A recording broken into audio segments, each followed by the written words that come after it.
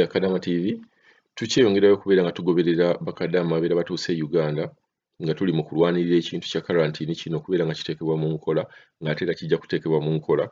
Kalantini eveeyo ng'abantu bagenda bugenzi waka nga President bwe yayogera, naye jjukira nti 1 October tenabeerawo, naye etteeka lyayita lwakuba teryaliko date kugamba nti kakati kitandise.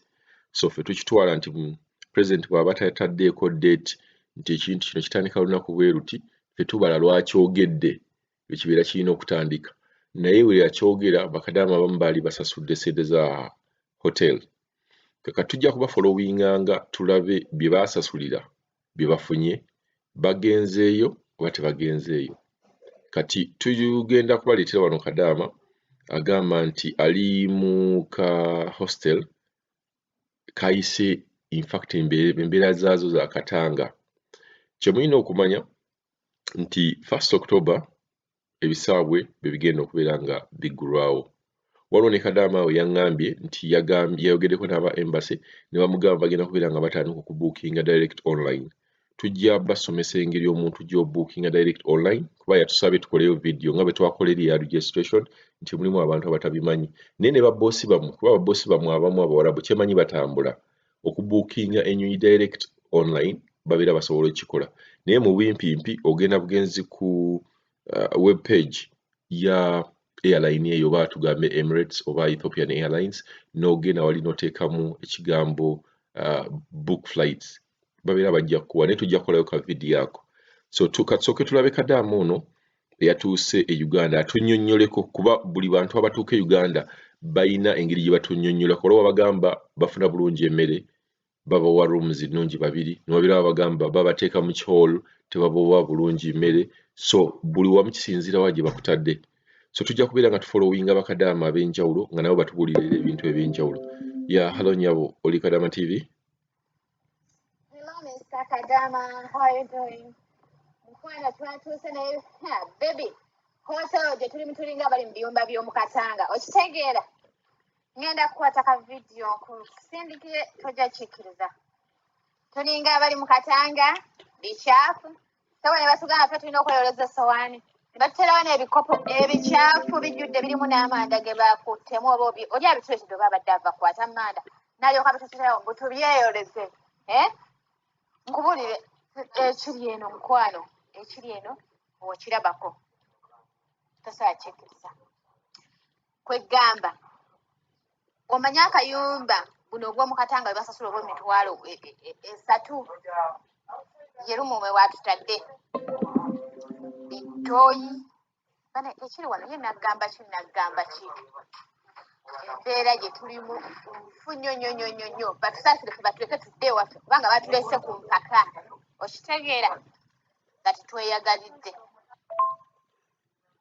Mr. Kadama TV tuli eno mu mbeera gyotasobola kutegeera mukwano. Omuntu nakwata essowaani gye baliiriddeko ne bagisuula n'agikwera n'agikweraga yina essowaani eba oyagala okugemera gyeyoleze. Olaba nga kijja ku ssente ze twasasudde mukwano ze baatuggyeeko. Olaba nga bali feya. Abantu bali sapoze twolezeko. Omanya otwoleza essowaani ebintu. N'akulisa ekikopo ky'onyoledde mu cyayi kiki oba oyagala kunywa cyayi kyeyoleze. Y'embeera gye tulimu mukwano nga w'okiwulira. Lwaki tebatuleka ne tudda eka ne tugenda ne twefaako kubanga ne wano wenyini tugenda kufunirawo obulwadde ebirala ebitali ate simanyi coronavirus. Mr. Kadama TV nkutteka video wabula ate nkutteka mu ruumu yange etunula ng'ey'omu Katanga kanka kusindikire wallahi okaseeko gwe tolabye tulaba wafaanana wano Katanga yennyini kubanga ekyobutegera nti Katanga buli omu otunula mazzi. Kakati bwe twatuuse ku airport naffe tubagamba twagala kudda waka ne bagamba temulina gye mulaga mugenda mu hotel. Tuli mu Douglas Villas we tuli nga bagamba nti bwe twasanze bibasi nga bipaakinze already bitulinze nti gavumenti yabitaddewo bijje bituleete wano. Twatuuse wano nga mukwano ekiri wano oba bizzi babyoza mu mazzi bye boozaamu ebintu byoyitamu okugguka w'ogenda okuyingira mu nnyumba w'olaga. Bannange ewakyafu nga w'okiwulira, ewakyafu nga w'okiwulira. Otuuka wano ebiyumba oba byonna byonna mulimu abasulamu, kirabika ekiyumba kikadde. Kwegamba otunula bw'oti kama tusaasire busaasizi, naye kwegamba otunula n'ekyokukola nga tokitegeera. Ffe tetwagala wakiri batugambe tuddeyo ewaka, kubanga obukambwe obuli wano bwa kika kya waggulu nnyo. Kwegamba ndowooza baddidde obukambwe bwa bali bonna obwasooka babutadde ku ffe. Omuntu najja n'akonkona oluggi n'akutera emmere wansi, you can't imagine, ku mulyango wansi ewaddugala n'ateekawo essowaani y'emmere. Ogenda okugula oluggi ng'emmere yeeriwo wansi, we mulinya ebigere, ewakyafu, ewajjudde ebizi. Kwegamba ate bw'ogezaako obagambako bakambwe nnyo oleka bagoggola, baagala bintu byakuyomba bye beetaaga, bintu byakuyomba nga w'okiwulira. Kazi yatuleetedde ebikopo biddugala n'abiteekawo ku mulyango ne tugamba yi kaakati bino tugenda binyweramu tutya kyayi bye batayozezza.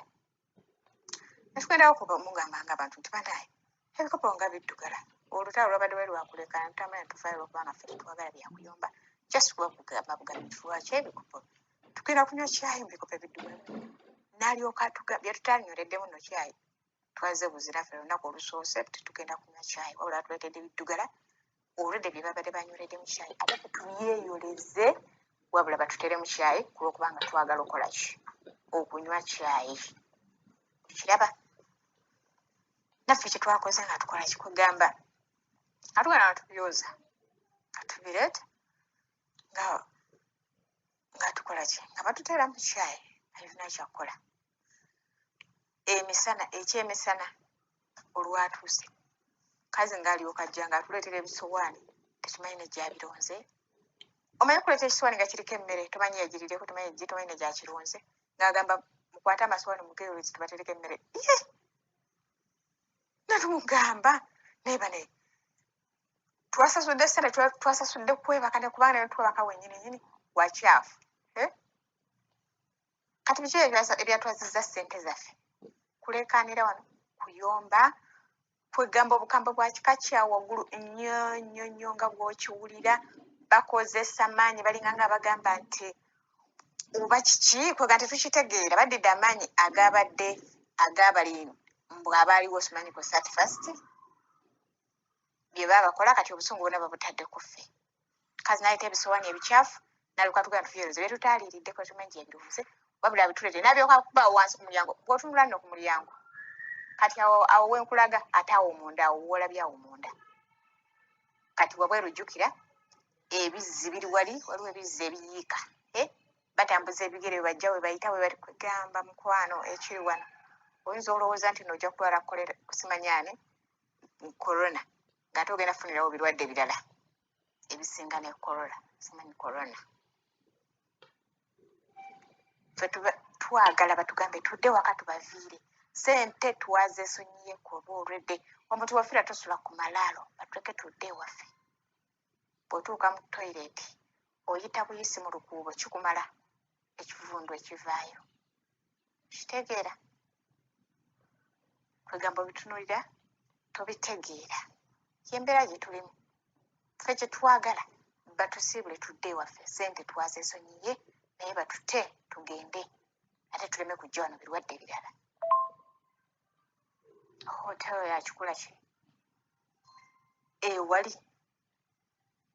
buli kimu, amazzi, tewali wadde amazzi ag'okunywa. N'ogenda n'ogamba omuntu munaye omubuuza nno just omwebuuzaako.